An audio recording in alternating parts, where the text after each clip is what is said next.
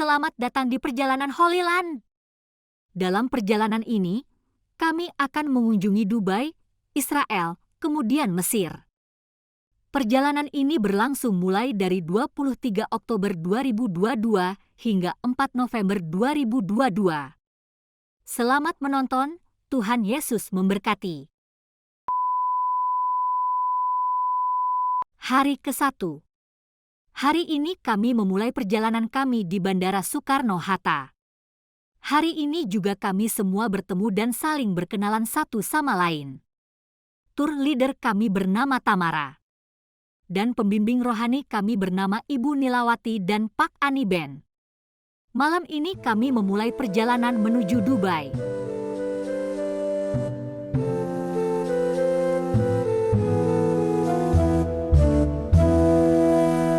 Hari kedua.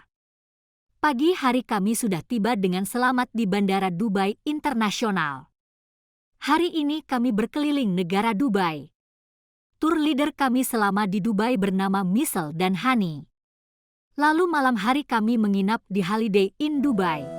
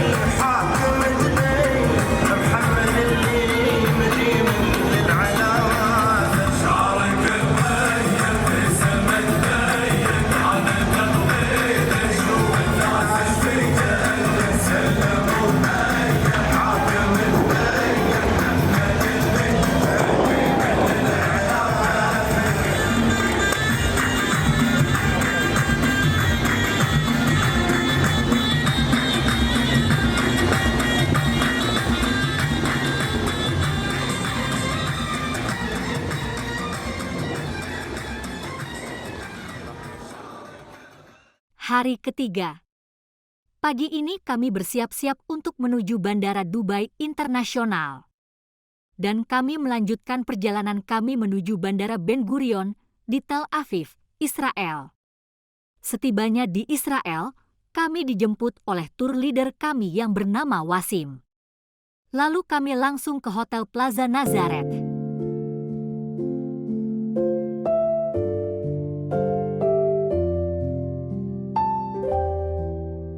Hari keempat. Kegiatan hari ini dimulai dari Gereja Kana. Lalu kami mengunjungi Gereja Kabar Bahagia. Kemudian kami mengunjungi Gereja Transfigurasi yang ada di Gunung Tabor. Lalu kami kembali ke Hotel Plaza Nazareth. Pak Aniben Pak Aniben akan berdoa dulu Ya, oke. dari Allah. Kalau saya badas. Jadi kita nggak harus kesini lagi semua supaya bisa Ya. di video ini. Kita berdoa. Bapa, di dalam nama Yesus Kristus, pokok anggur yang benar. Amin. Saat ini Engkau mengizinkan kami ada di Kana. Amin. Di sini kami mengingat peristiwa Tuhan Yesus melakukan mujizat, merubah air menjadi anggur. Kami sungguh menghayati itu, bahwa apa yang Tuhan buat adalah bagi keselamatan kami, ya Tuhan. Karena itu Tuhan, di tangan kami ada anggur yang menjadi tanda peringatan kami, ya Tuhan. Dan karena itu kami mohon Tuhan berkati, Tuhan kuduskan anggur ini. Sehingga ketika kami minum, biarlah ada kelegaan, ada kekuatan, ada kebahagiaan, ada damai sejahtera Allah yang berlimpah-limpah dalam kehidupan kami ini, ya Tuhan. Kuduskanlah anggur ini, dan biarlah kami menikmati dengan hati yang gembira. Dalam nama Tuhan Yesus, pokok anggur yang benar itu, kami berdoa kepadamu ya Bapa di surga. Amin. Amin. Ayo tos.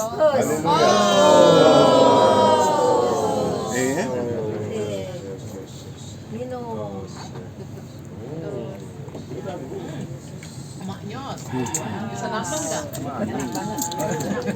Enak.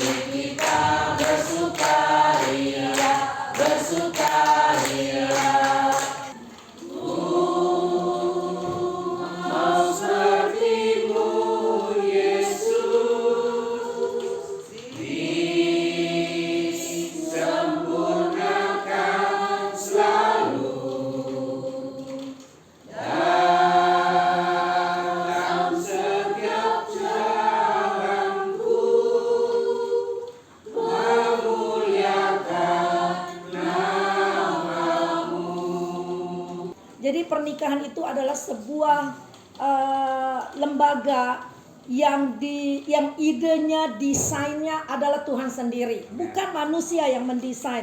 Kenapa mesti ada sebuah pernikahan? Tuhan sendiri yang mendesain itu. Dan kenapa mujizat yang pertama dilakukan adalah di dalam keluarga. Bukan mujizat yang orang mati dibangkitkan, orang buta melihat, tapi Tuhan melakukan mujizat di kota Kana di mana kita berada di sini, dan itu di sebuah pernikahan. Berarti pernikahan itu di mata Tuhan itu sangat penting, sangat spesial. Apa Tuhan sayang dengan keluarga? Karena pernikahan yang suci dan kudus adalah lambang pernikahan Bapa dengan gerejanya.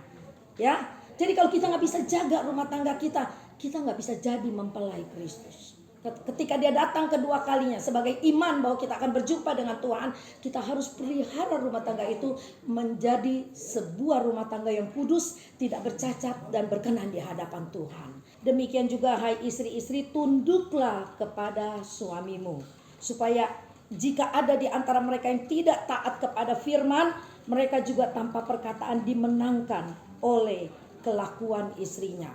Jadi istri itu, kelakuan kita itu betapa pentingnya untuk selain menjaga martabat suami, tapi itu juga menjadi penginjilan, orang lain bisa lihat, oh istrinya bagus sekali ya, menghormati suaminya, oh bagus sekali ya istrinya, sangat menghargai suaminya, sehingga orang lain lihat ini rumah tangga baik banget, jadi contoh. Mungkin anak-anak bilang nanti kalau aku kawin, aku mau punya suami yang kayak papa gitu kan.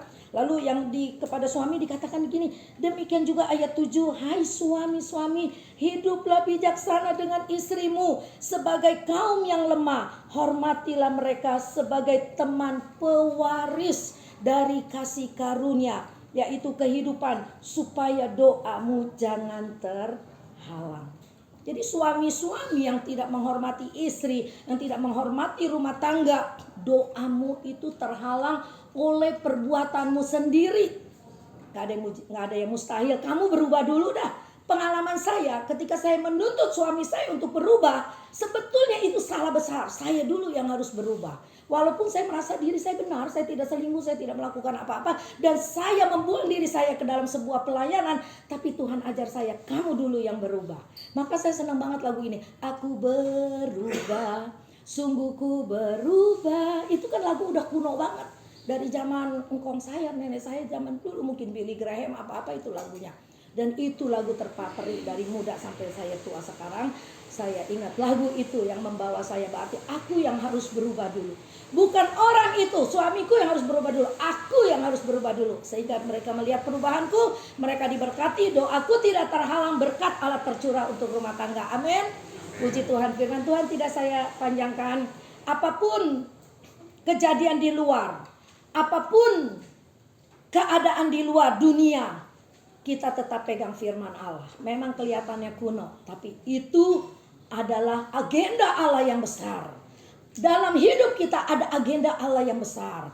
Jadi jangan sampai agenda itu rusak karena kita tidak bertobat, kita tidak menurut kepada firman Allah. Saya mendisiplinkan diri saya nggak boleh keluar dari agenda Allah supaya saya ada di tempat di mana yang Allah sudah sediakan buat saya, ya. Boleh juga oleh karena kepintaran kita, kehebatan kita, mungkin kita bisa melakukan segala macam. Nggak apa-apa, nanti aku bertobat kalau aku udah umur sekian. Keburu Tuhan datang, nggak sempat bertobat, kita ada di neraka yang kekal bersama Michael Jackson dan kawan-kawan, ya. Ya, ada di neraka yang kekal. Sebab di dunia ini cuma ada 2 tempat yang kekal, neraka yang kekal, sorga yang kekal. Mana yang kita mau pilih, itu ada di tangan kita, bukan di tangan pendeta. Ada di tangan kita, kita mau hidup di neraka yang kekal atau di sorga yang mulia, yang kekal juga. Dan itu dimulai bukan ketika setelah kita meninggal, baru keluarga kita doain supaya dia ada di tempat yang baik. Oh, sudah terlambat. Kalau kita mau hidup yang kekal dan bahagia bersama keluarga Kristus di sorga yang mulia, dimulai dari hari ini. Aku mau hidup menurut firman Allah, ya. Puji Tuhan. Mari.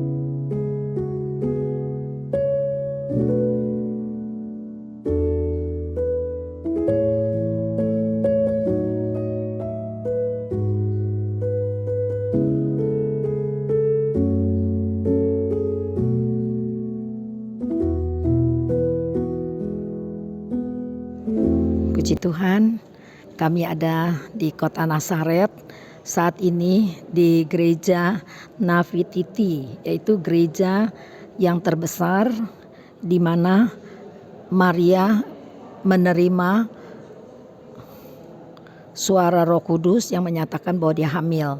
Dan di sini juga Kristus Yesus itu dibesarkan, tempat dia bermain, tempat dia bersosialisasi dengan anak-anak yang sebayanya.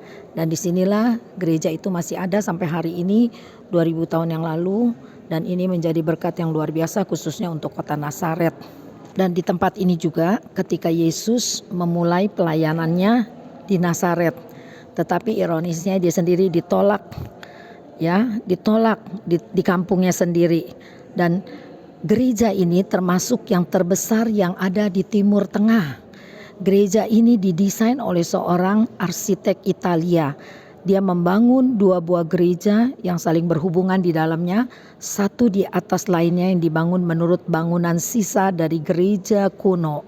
Kedua gereja ini mempunyai ketinggian 27 meter dan panjang 55 meter. Bagian muka dari gedung sebelah barat dan selatan didekorasi dengan patung yang mengilustrasikan inkarnasi dan beritahuan malaikat kepada Maria bahwa dia akan melahirkan seorang anak laki-laki, yaitu Yesus Kristus yang diberi nama Immanuel. Dan di sekeliling gereja ini banyak sekali foto-foto Bunda Maria dengan berbagai baju tradisional dari berbagai bangsa. Puji Tuhan, Tuhan berkati kita semua.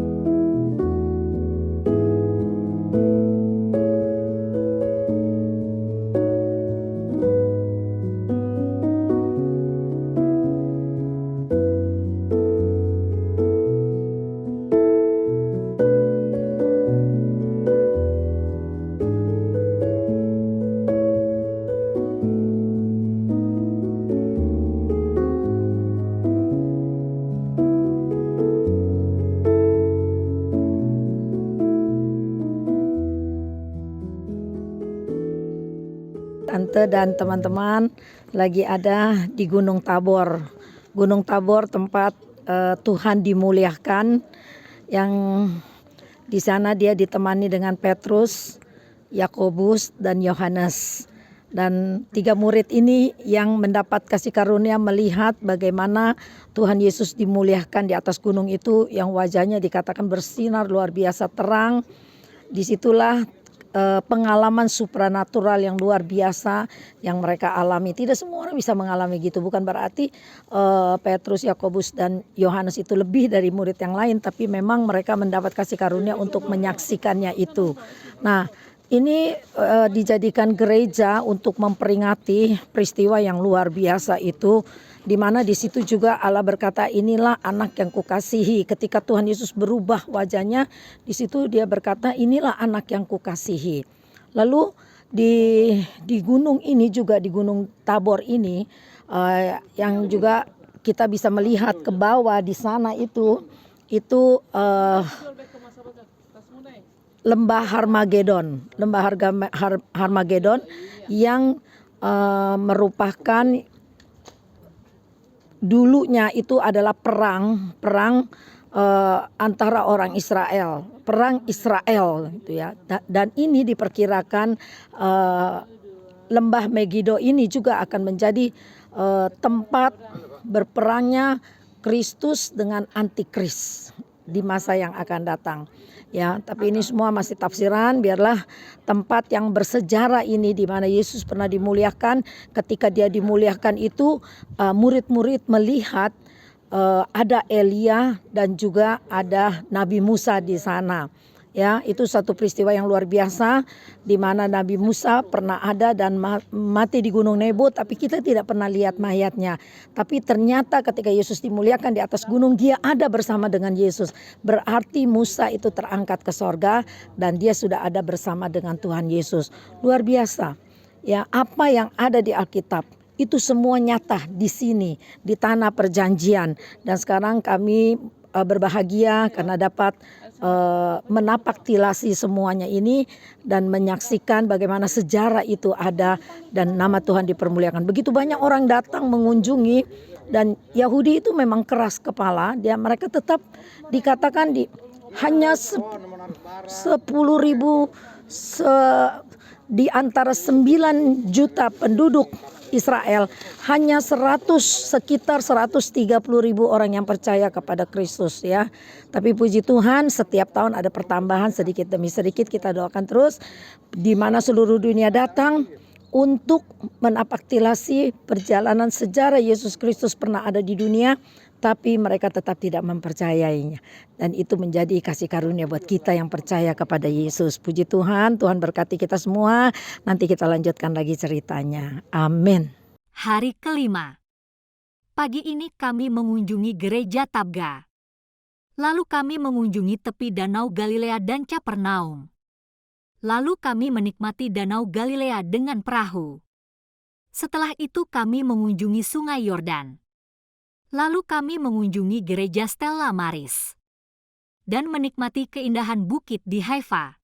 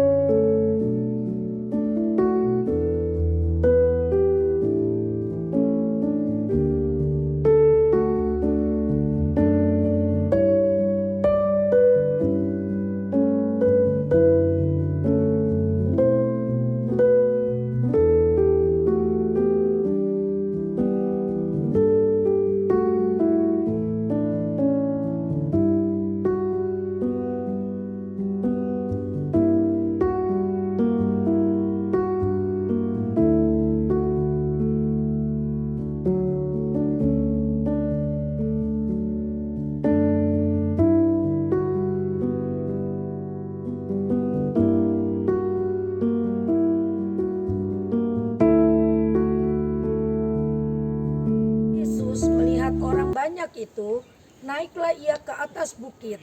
Dan setelah ia duduk, datanglah murid-muridnya kepadanya. Maka Yesus pun mulai berbicara dan mengajar mereka, katanya, "Berbahagialah orang yang miskin di hadapan Allah, karena merekalah yang mempunyai kerajaan sorga. Berbahagialah orang yang berduka cita, karena mereka akan dihibur. Berbahagialah orang yang lemah lembut, karena mereka akan memiliki bumi. Berbahagialah orang yang lapar dan haus akan kebenaran, karena mereka akan dipuaskan. Berbahagialah orang yang murah hatinya, karena mereka akan beroleh kemurahan. Berbahagialah orang yang suci hatinya, karena mereka akan melihat Allah. Berbahagialah orang yang membawa damai, karena mereka akan disebut anak-anak Allah. Berbahagialah orang yang dianiaya oleh sebab kebenaran, karena merekalah yang mempunyai kerajaan sorga. Berbahagialah kamu, jika karena aku kamu dicela dan dianiaya, dan kepadamu difitnahkan segala yang jahat. Bersukacita dan bergembiralah, karena upahmu besar di sorga. Sebab demikian juga telah dianiaya nabi-nabi yang sebelum kamu." Amin. Amin. Oke. Bapak Ibu, di sini ada gereja. Gereja ini Pak.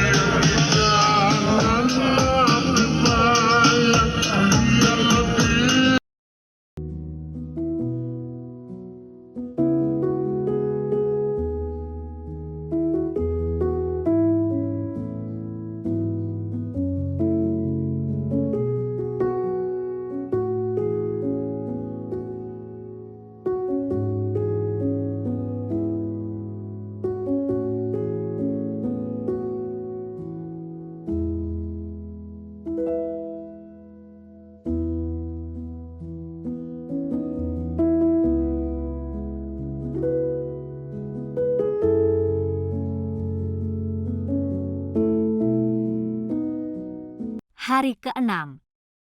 Hari ini kami memulai perjalanan ke gereja Padang Gembala, lalu ke gereja Kelahiran Kristus. dan kami mengunjungi tempat di mana Yesus dipenjara. Kemudian kami mendatangi gereja doa Bapa kami. Setelah itu kami menikmati Yerusalem dari Bukit Zaitun. Terakhir kami mengunjungi tembok ratapan.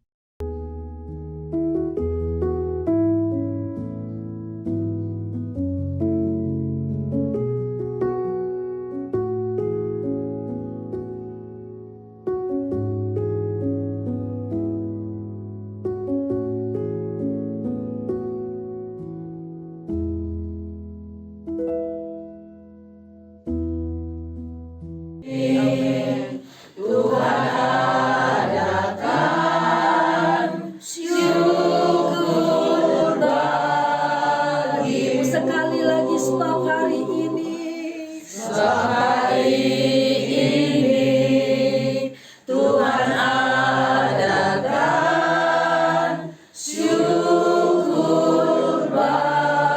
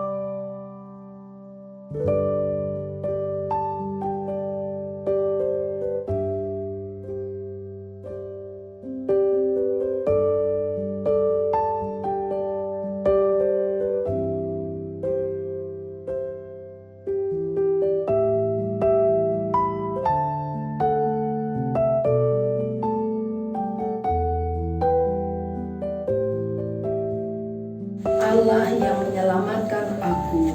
Siang hari aku berseru-seru, pada waktu malam aku menghadap Engkau. Biarlah doaku datang ke hadapan-Mu, sendengkanlah telingamu kepada teriakku, sebab jiwaku kenyang dengan malapetaka, dan hidupku sudah dekat dunia orang mati.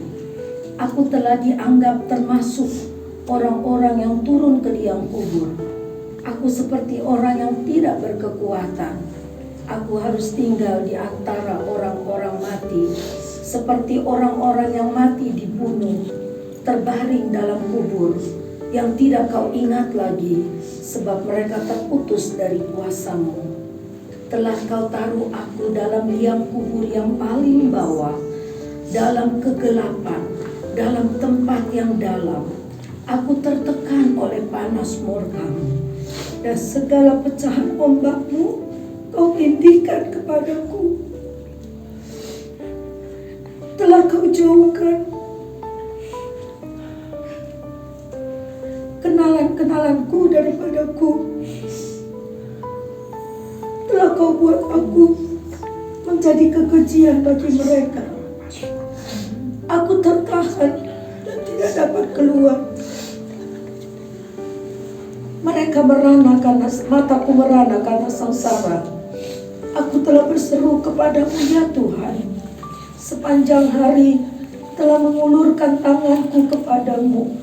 Apakah Kau lakukan keajaiban bagi orang-orang mati? Masakan arwah bangkit untuk bersyukur kepadamu? Dapatkah kasih-Mu diberitakan di dalam kubur dan kesetiaan-Mu di tempat kebinasaan?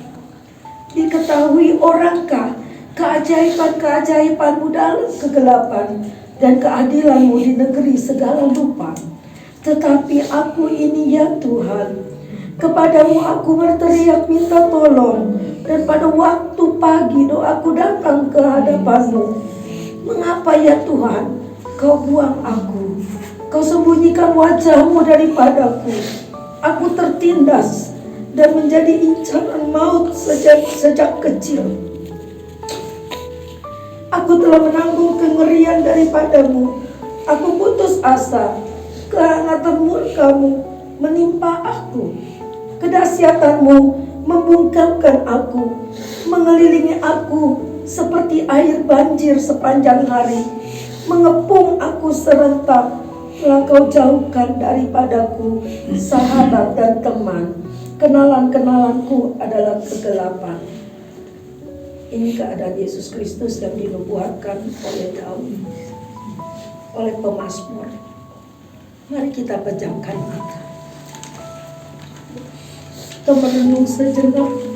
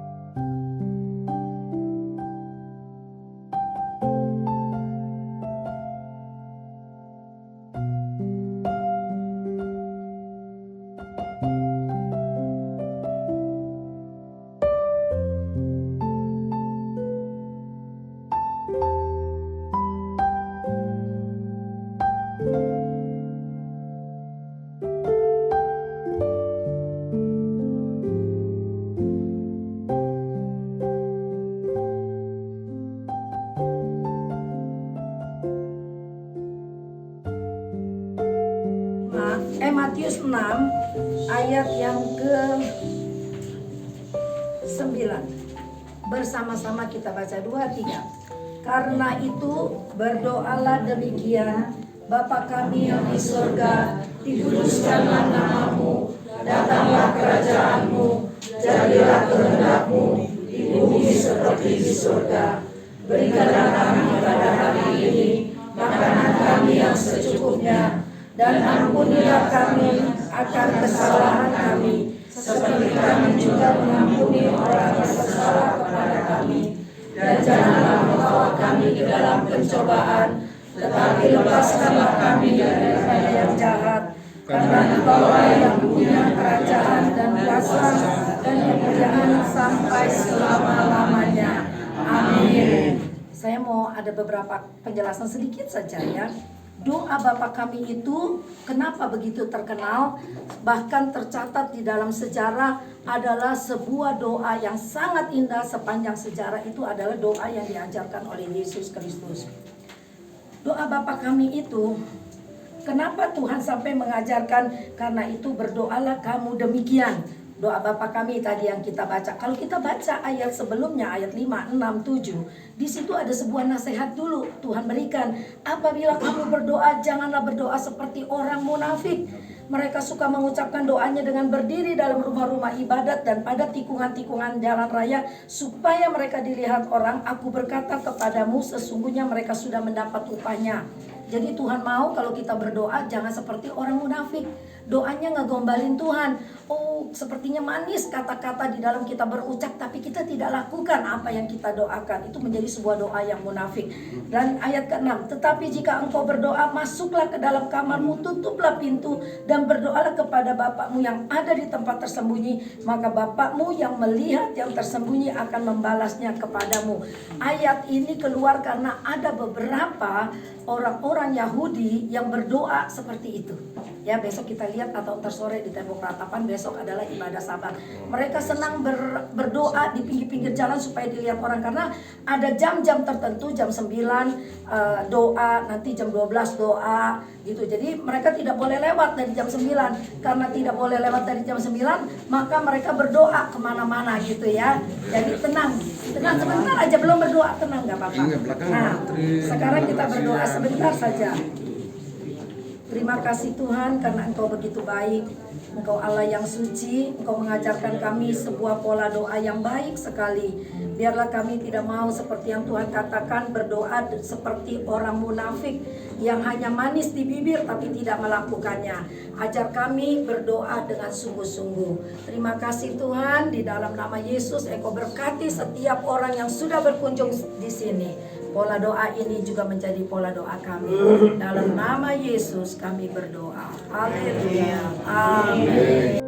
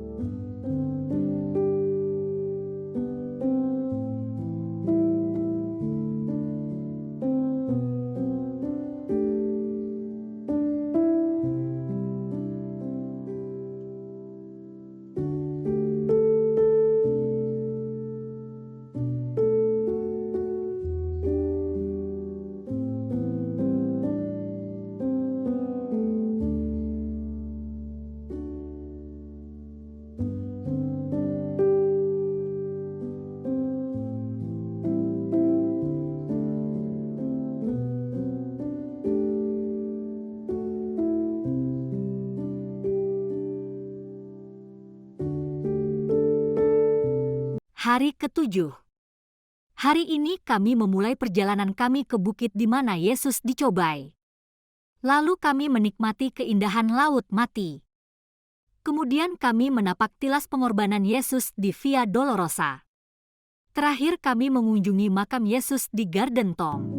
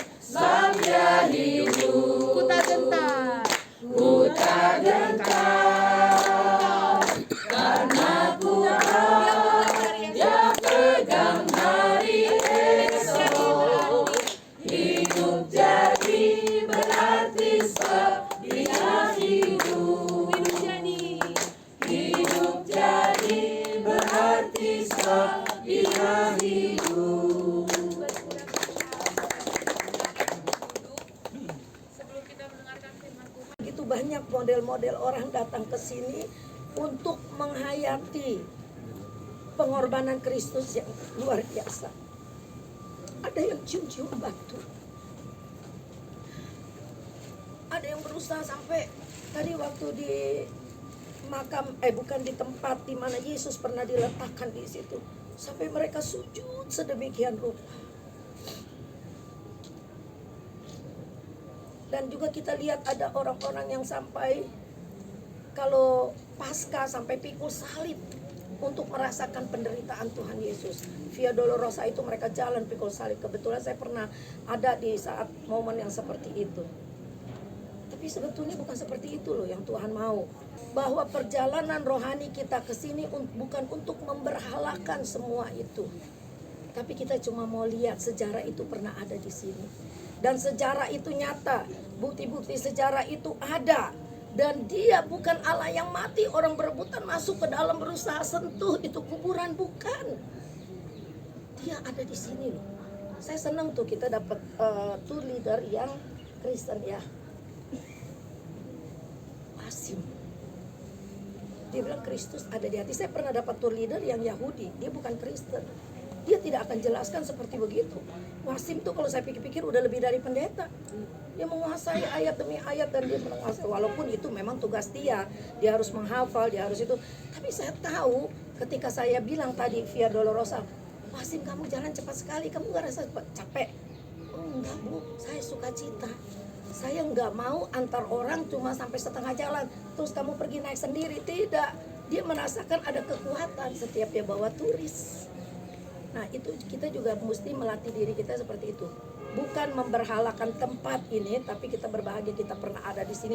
Yohanes 3 ayat 16 itu luar biasa. Kalau dia tidak lahir ke dalam dunia ini. Kalau dia tidak mati di atas kayu salib. Kalau dia tidak bangkit dan tidak naik ke surga. Yesus itu cuma jadi bagian orang Israel, bukan kita. Maka dibilang kita itu ada dalam kemurahan Tuhan yang lebih dari hidup. Yang seharusnya Yesus itu mungkin cuma bagian untuk Israel, tapi karena Israel sendiri menolak. Kemarin Wasim bilang cuma ada 160.000 dari 9 juta orang Yahudi. 1 Korintus 11 ayat 24 sampai 27. Yuk kita baca sama-sama. Kita berdiri sebentar aja berdiri, kita baca firman Allah, terus nanti Pak Aniben akan pimpin di dalam perjamuan yang kudus ini. 2, 3. Dan sesudah itu ia mengucap syukur atasnya, ia memecah-mecahkannya dan berkata, inilah tubuhku yang diserahkan bagi kamu, perbuatlah ini menjadi peringatan akan aku. Demikian juga ia mengambil cawan sesudah makan, lalu berkata, cawan ini adalah perjanjian baru yang dimeteraikan oleh darahku. Perbuatlah ini setiap kali kamu meminumnya menjadi peringatan akan aku. Sebab setiap kali kamu makan roti ini dan minum cawan ini, kamu memberitakan kematian Tuhan sampai ia datang. Ayat 27. Jadi barang siapa dengan cara yang tidak layak makan roti atau minum cawan Tuhan, ia berdosa terhadap tubuh dan darah Tuhan. Ini mengingatkan kita akan darah Tuhan kita Yesus Kristus yang telah ditumpahkan untuk pengampunan dosa-dosa kita. Sambil kita menyanyikan sebuah nyanyian pujian, para pelayan akan mengantar roti dan anggur perjamuan kudus ini.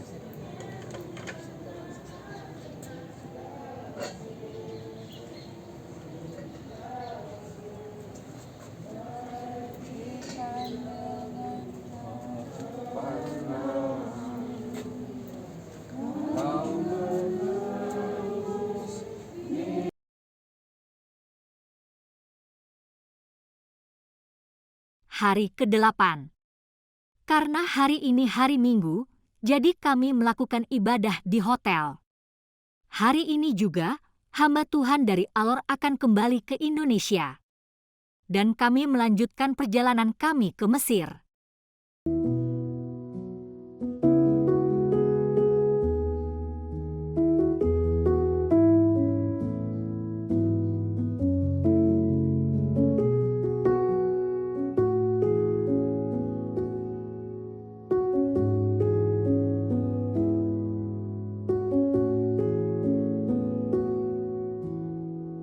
Hari ke-9.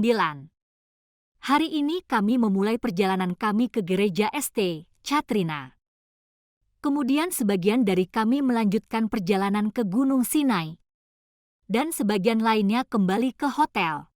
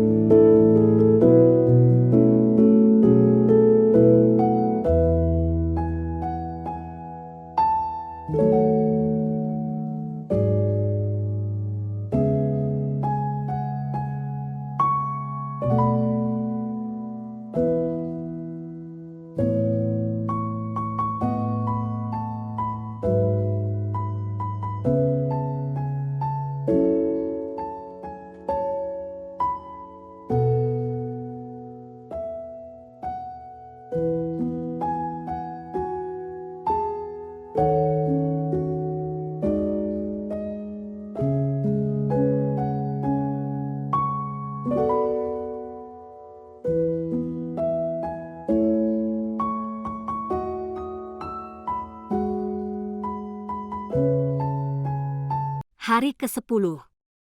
Hari ini kami akan meninggalkan daerah Sinai dan akan menuju Kairo. Dalam perjalanan kami mengunjungi gereja surgawi. Kemudian kami menikmati Laut Merah dengan glass boat dan melanjutkan perjalanan melewati terusan Suez hingga akhirnya kami tiba di Kairo pada malam hari.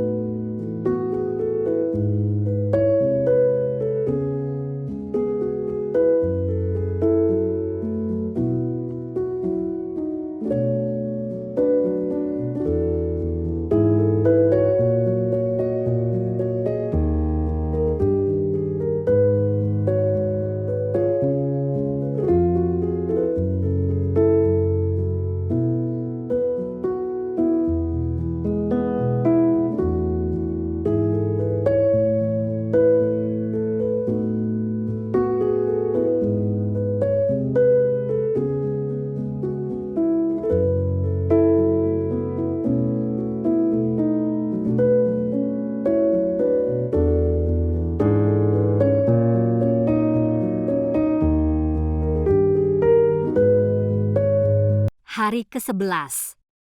Hari ini kami mengunjungi piramida.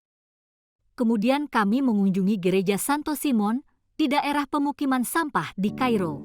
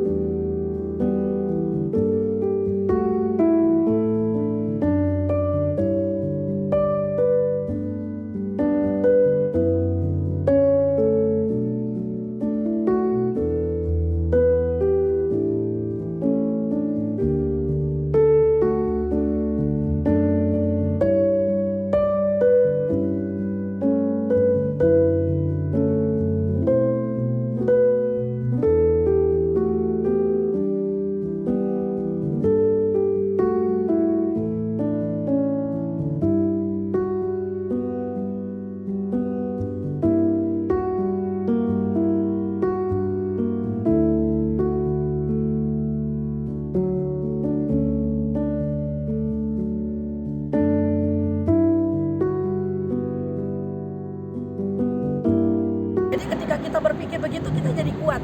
Ketika kita rasa kita susah, kita sedih, kita menderita, kita ingat, wah, perjuangan orang dulu, zaman dulu lebih luar biasa. Jadi buat saya itu nggak ada artinya. Saya harus bangkit, gitu ya. Raja Daud katakan begini, pujilah Tuhan, hai jiwaku. Dia berkata begitu bukan waktu dia lagi berpuasa sebagai seorang raja, tapi dia berkata begitu pada waktu dia merasa tertekan, anaknya sendiri mau kudeta dia. Ya, cerita Raja Daud, anaknya sendiri loh mau rebut tahtanya dia. Tapi Raja Daud berkata, pujilah Tuhan, hai jiwaku. Waktu di bukit pencobaan saya berkhotbah tentang ujian dan pencobaan. Ujian dari Tuhan. Tuhan tidak pernah mencobai kita, tapi pencobaan dari iblis karena dia mau menjatuhkan kita. Dia punya tujuan adalah mencuri, membunuh, membinasakan. tapi Tuhan datang untuk memberikan sebuah kehidupan yang kekal. Nah, kalau kita melihat sejarah bangsa Israel keluar dari Mesir, berapa tahun mereka dijajah? Ada yang tahu nggak? Berapa tahun dia dijajah? 420 tahun bangsa Israel dijajah. Kita baca satu ayatnya yang terdapat di dalam Keluaran. Nanti saya juga mau singgung tentang 10 tulah Allah ya. Keluaran, yang udah dapat silakan baca. Keluaran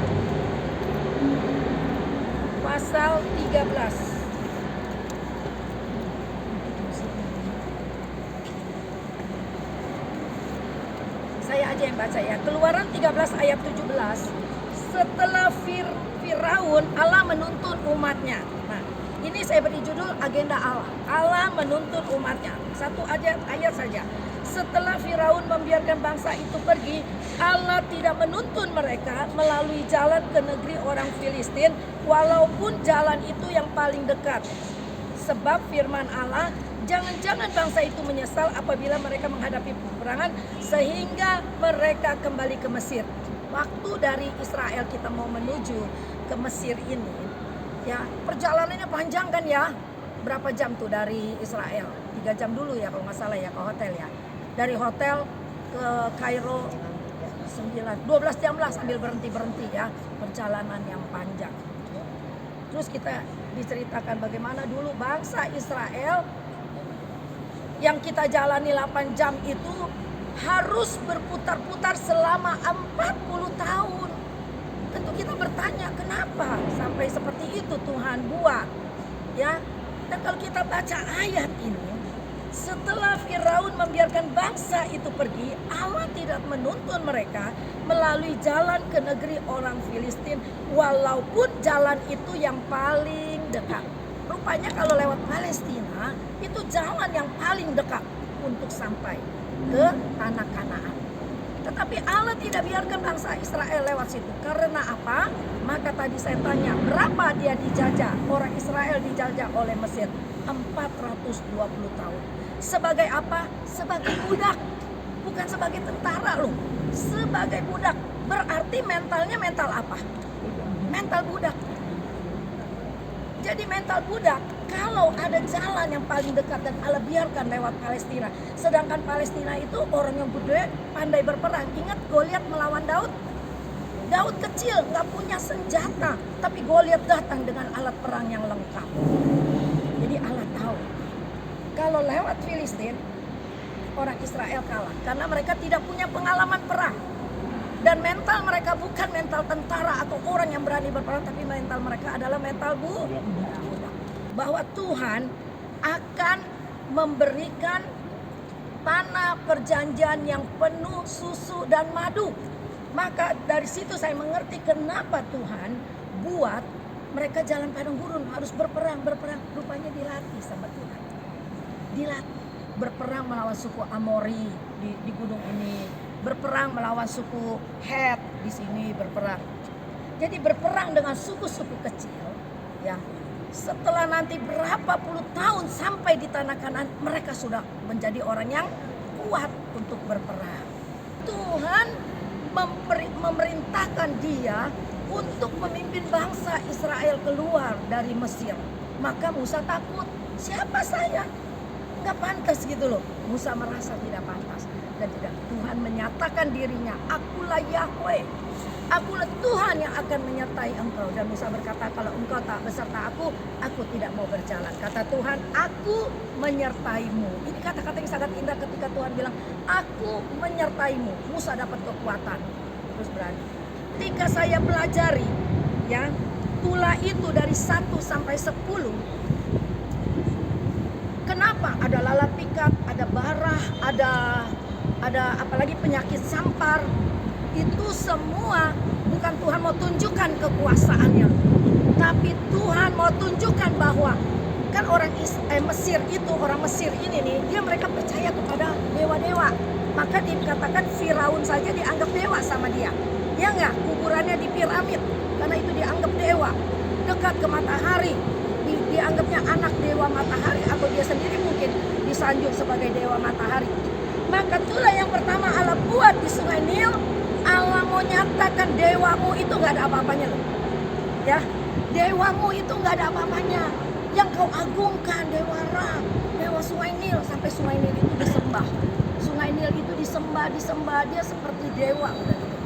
Maka Allah hancurkan yang pertama adalah bahwa aku lebih berkuasa daripada dewa yang kau sembah. Tuhan mau patahkan dari 10 tulah itu adalah dewa-dewa mereka tuh nggak ada apa-apanya. Ya, maka jangan pernah menyesal untuk menjadi orang Kristen, menjadi anak Tuhan, dan jangan pernah berpikir sedikit pun untuk lari dari tujuan kita. Karena itu ternyata agenda Allah yang besar. Dari Abraham terus sampai kepada Daud, sampai kepada kita sekarang ini. Agenda Allah tetap berjalan. Agenda penyelamatan itu berjalan. Maka sejarah itu dimulai dari Mesir dan luar biasa ya. Kita boleh ada di sini dari Musa lahir mau di gunung. Allah ingat tidak menuntun hidup kita melalui jalan yang enak. Ada orang salah kaprah begini. Habis dibaptis misalnya kemarin ya, bukan aku nakutin ya. Aku udah jadi anak Tuhan. Aku udah hebat dibaptis gitu ya. Tapi nanti banyak perkara yang kita alami, bukan Tuhan mencobai, tapi Dia mau menguji kita. Ya, Dia mau menguji kita dan Dia mau nyatakan betapa hebatnya Dia di dalam hidup kita ya, bukan kepada orang Mesir lagi, tapi kepada kita yang percaya kepada Tuhan ya. Serunya Matius 22 ayat 37 yang berkata, kasihilah Tuhan Allahmu dengan segenap hatimu, dengan segenap jiwamu, dan dengan segenap akal budimu. Jadi ketika Yesus datang membawa pembaharuan, Dia tidak membuang itu Taurat dan Perjanjian Lama, tapi Dia menggenapinya. Ketika Dia dicobai di padang gurun, Dia lawan dengan apa? Dengan ayat firman Tuhan yang ada tertulis di dalam Perjanjian Lama. Jadi Tuhan itu maka ketika ditangkap, mau dicari kesalahannya, tidak ada kesalahan kepada Dia ya. Jadi kalau kita baca Alkitab Perjanjian Lama yang ada tanda bintang, kita klik ini apa hubungannya. Waduh, ternyata di Perjanjian Baru ada di Markus 12 ayat 29. Hukum yang terutama ialah, dengarlah hai orang Israel, Tuhan Allah kita, Tuhan itu Esa. Ini Tuhan yang jawab loh di dalam Perjanjian Baru ketika Dia mengajar, Dia mengutip ayat-ayat Perjanjian Lama ya, luar biasa. Jadi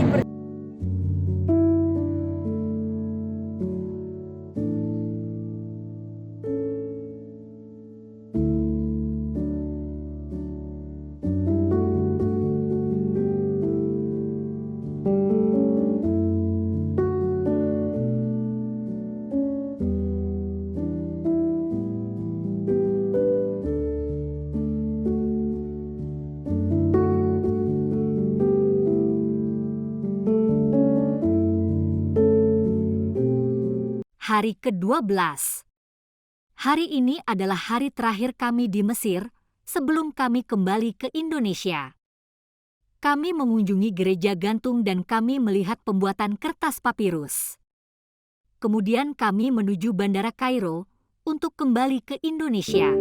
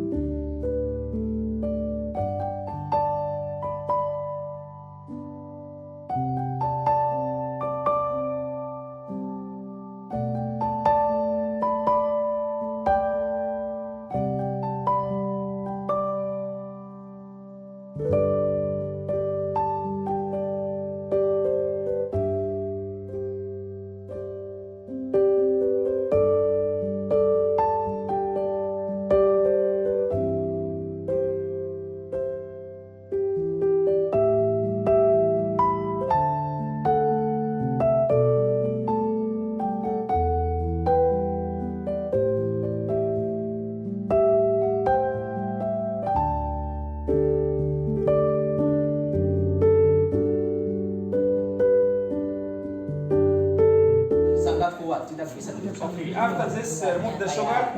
We put the slices in water. Santo Domingo, ufunit borwarna. Cream. 2 minggu if we need berwarna coklat. Kualitas sama-sama. Oke, jadi setelah itu ditaruh dalam air Ya. selama 1 minggu. Kalau dapat warna putih seperti ini, warna kertas putih. Kalau mau warna coklat seperti ini, 2 minggu. Okay. After 1 minggu or 2 minggu, we put the slices between 2 pieces of carpets, 2 lines, 2 layers, dianyam, 1 horizontal, 1 vertical. Jadi ditaruh dalam baris vertical horizontal. Ya, dianyam. Depres. Sampai diragain ya. Setelah itu dipres 1 minggu. 1 minggu dipres begini. Tapi dulu Bapak Ibu, orang Mesir pun tidak punya alat seperti ini. Jadi mereka pakai apa? Pakai 2 batu besar. Atau 2 wanita besar.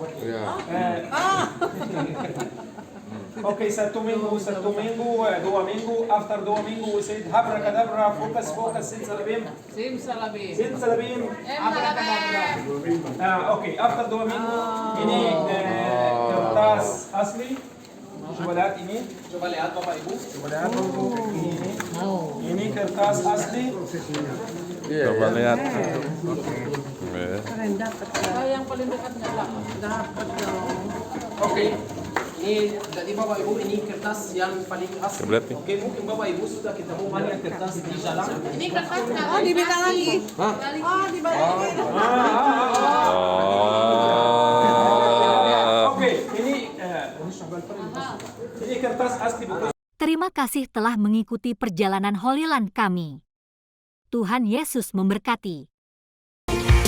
Kemesraan ini